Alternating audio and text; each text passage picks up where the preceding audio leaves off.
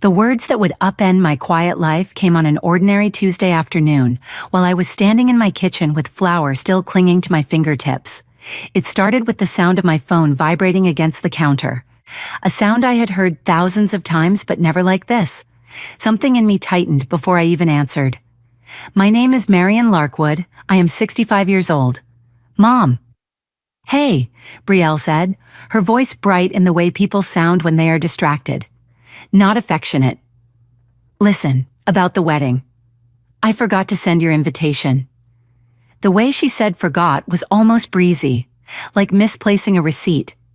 Not like forgetting me, her own mother. I pressed my flour-dusted palm flat against the counter to steady myself.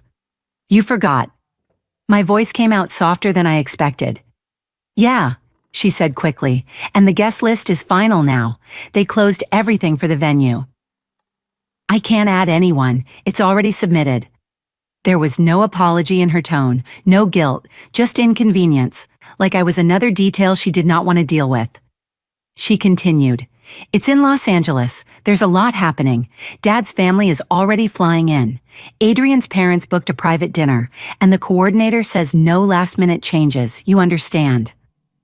I understood far more than she meant. For a moment I could hear her typing in the background, sending an email or a message to someone more important than me.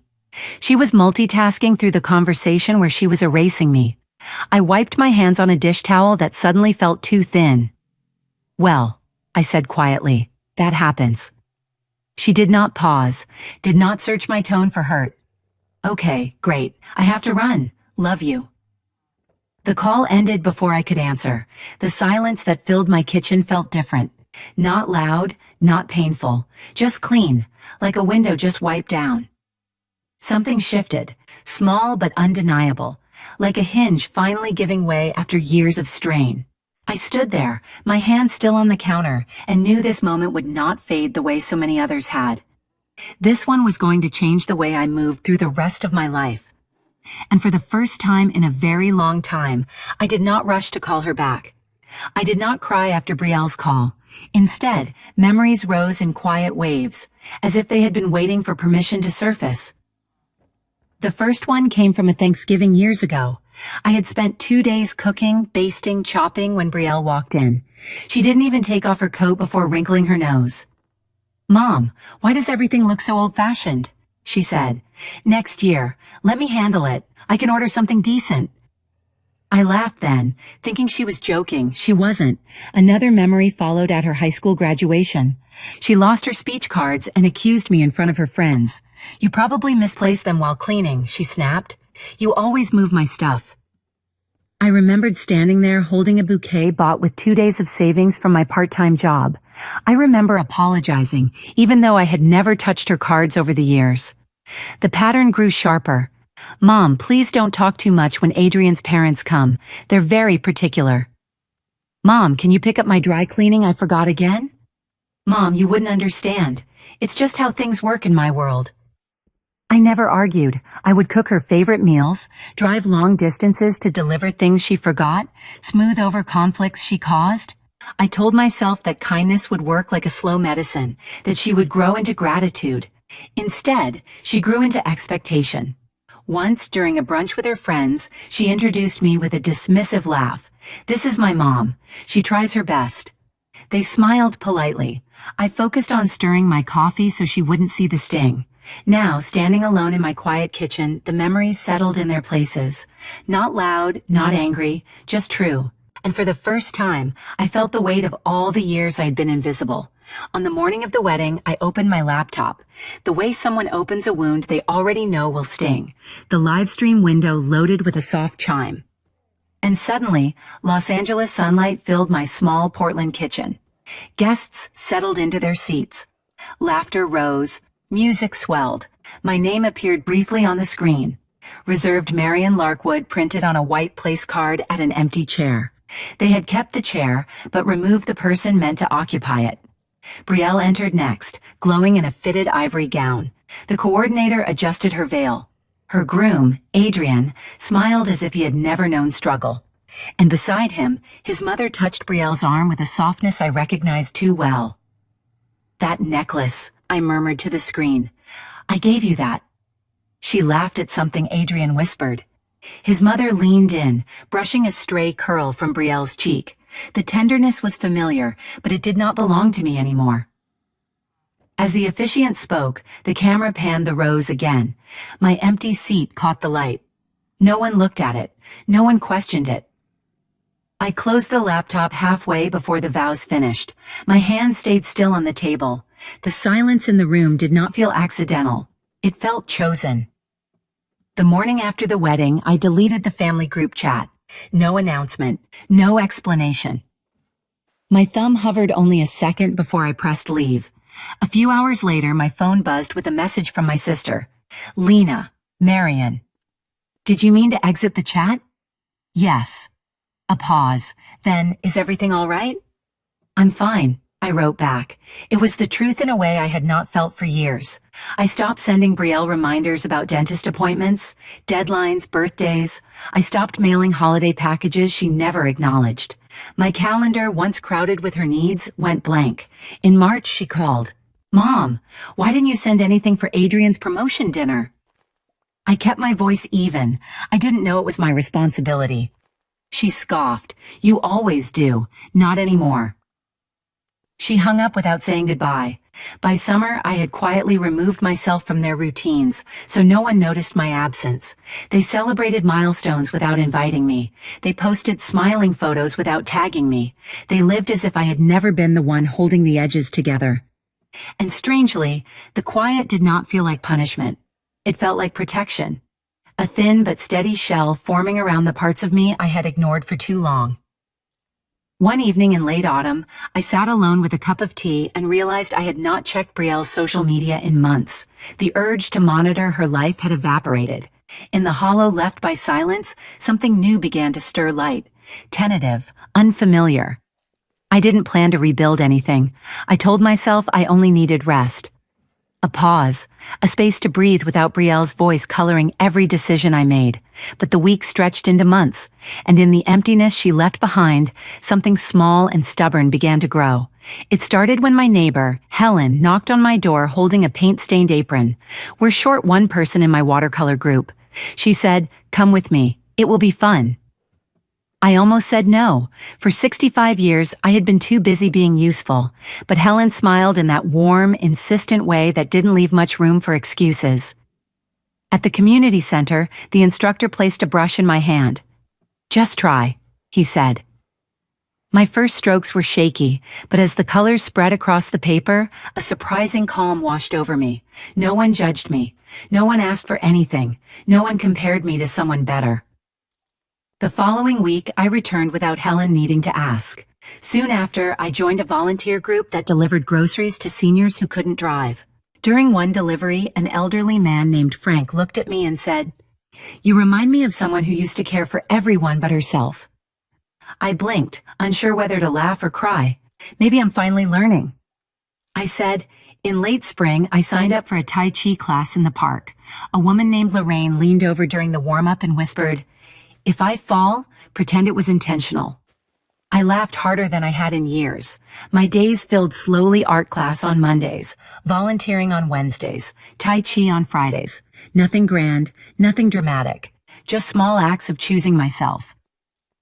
One afternoon, while cleaning out a drawer, I found the old planner where I used to track everything for Brielle, her appointments, her deadlines, gifts to send, bills to remind her about. I flipped through the pages, covered in my handwriting. All that effort, all those years, I closed the planner gently, then placed it in the trash. The house felt lighter afterward, as if some invisible weight had lifted from the walls. Outside my window, children were laughing, chasing bubbles down the sidewalk. Their joy drifted in like a breeze. And for the first time in a long while, it felt like mine to breathe. Peace had arrived slowly, almost shyly, but it was real. It was mine. The first sign arrived in the form of a message from my cousin Marcy. "Did you see Brielle's latest post?" she wrote. She deleted it after 10 minutes. I hadn't seen anything. I hadn't checked in months. Marcy sent a screenshot anyway. Brielle stood in her apartment. Makeup smudged, captioned, "Some days nothing works. Some days you realize who's really there for you." Her smile was tight, nothing like the glossy confidence she usually performed. A few days later, Marcy called. I heard her agency might be cutting staff. She said, rumors only, but she's nervous. I thanked her, then set the phone down. There was no reason Brielle couldn't reach out herself, but she didn't. She posted motivational quotes instead. Rise above. Trust your worth. Remove toxic energy, each one sounding more brittle than the last. In early summer, another message came. This time from Helen, who had family in Los Angeles. Apparently, her husband canceled her credit card in a fight. She said something about her spending being out of control. I stayed quiet, letting the information settle. 2 weeks later, my sister Lena called at night. Marian, I don't want to alarm you, but Brielle showed up at our cousin's place crying. Something about missed rent. Did she ask for me? I asked. Lena hesitated. No, she said you were busy living your little Portland life. Her words, not mine. I felt the sting, but it passed quickly. She had always spoken about me as if I were an inconvenience. More posts disappeared from her page. Smiling photos became rare. The glow she curated so carefully dimmed until all that remained were vague updates and half-hearted captions. The cracks were widening. Her world perfect, curated, untouchable was beginning to split. And I knew that sooner or later she would come looking for someone to hold it together. The call came on a Thursday evening, just as I was washing the last paint off my hands after class. Brielle's name lit up my phone for the first time in almost a year. I let it ring twice before answering. Mom, she said, breathless, I need help. Her voice was strained but not softened, not humble, just urgent. What do you need? Brielle, I am short on rent this month, she said quickly. Adrienne moved out without warning, and the landlord doesn't care about my situation. I need you to transfer me money. Not a lot, just enough to keep me from getting behind. How much? She hesitated. $3,000. I dried my hands on a towel. I do not have that to give. You do, she snapped. You just do not want to. Her words hit with the familiar bite she always used when things didn't fall her way. Mom, this is serious, she continued. I could get kicked out. I am sorry you're struggling, I said, but I cannot fix this for you. There was a sharp inhale. You're my mom. You are supposed to help. I kept my voice steady. I have helped, Brielle, many times. That was different. This is an emergency. Her voice wavered. I need you. I sat down at my kitchen table. Needing me does not erase how you have treated me. Oh my God. You are being dramatic, she said. So I forgot a wedding invitation. Do you have to hold that over my head forever? I felt something settle inside me, a boundary clicking into place. That was not the only thing, and you know it. She went silent, then the anger slid in. You're just jealous. My life is harder now. You like this. You like seeing me struggle. That is not true. It is, she insisted. You enjoy punishing me.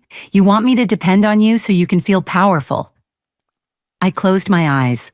No, Brielle, I want you to learn how to stand on your own. Her voice cracked. Mom, please, I do not have anyone else. You have yourself, I said gently, and you can do more than you think. There was a long pause, then a choked sound, anger or panic. I could not tell. I cannot believe you, she whispered. You're supposed to say yes. I know, I said, but I am saying no. The silence that followed felt like a door she had never heard close before, and it stayed closed when she hung up. The messages began arriving in short bursts, each one more frantic than the last. First came a text from Brielle, Mom. The landlord taped a notice to my door. I have 10 days. I read it twice before setting the phone face down on the table. I did not reply.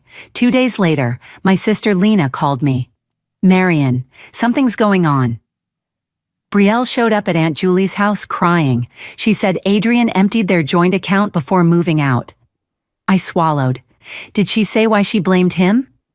Then she blamed you. Then she blamed the economy. That sounds like her. Another message arrived that evening. Mom, Can you lend me just $1,000? Just until I get my paycheck. I typed slowly, I cannot. No explanation, no apology, just the truth. Her next voice message came late at night. It's not fair. She sobbed. Everyone abandons me the second things go wrong. Adrian barely spoke to me before he left. My so-called friends blocked me because I asked for help. Even my agency says my attitude is inconsistent. They put me on a performance plan. Can you believe that I listened? Holding the phone gently against my ear, I heard the fear under her anger, the cracks in the veneer she had polished for years, but I also heard something else, every echo of the entitlement that had led her here. On the third day, she called again. Mom, please talk to the landlord. Just tell him you'll cover me. He listens to older people. I will not. I said, you're letting me drown. I am letting you swim. She hung up hard enough that I could hear the click through the phone. By the end of the week, Marcy sent one final update.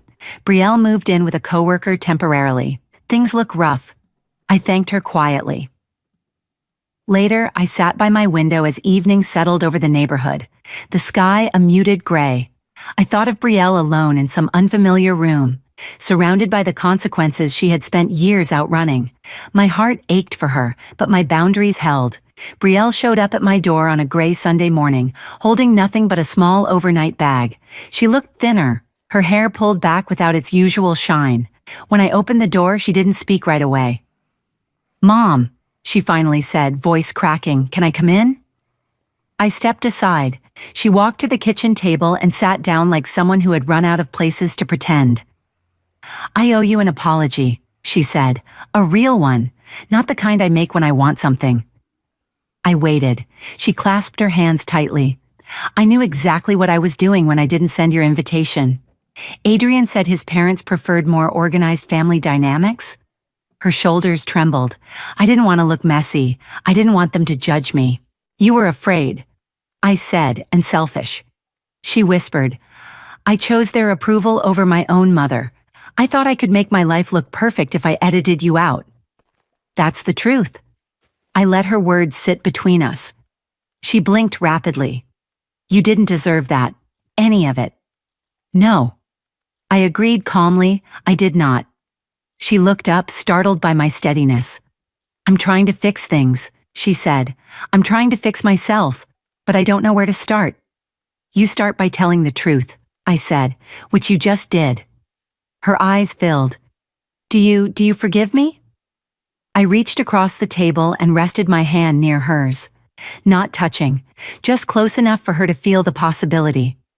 Forgiveness is not the same as forgetting, I said quietly. And it is not the same as going back. She nodded slowly, understanding more than she liked.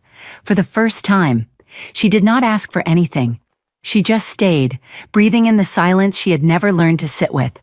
Brielle stayed in Portland longer than she planned. Not with me, she found a room to rent from one of Lena's friends, but she came by often, always with that same careful politeness, as if afraid she might break something she could not repair again.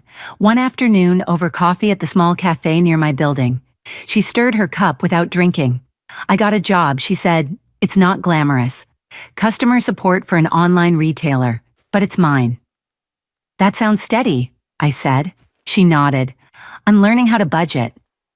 I didn't realize how much Adrian had covered or how much I depended on you. I'm glad you're learning, I said. She hesitated. I'm not asking for help anymore. I want to stand on my own. That is good. Brielle, I replied.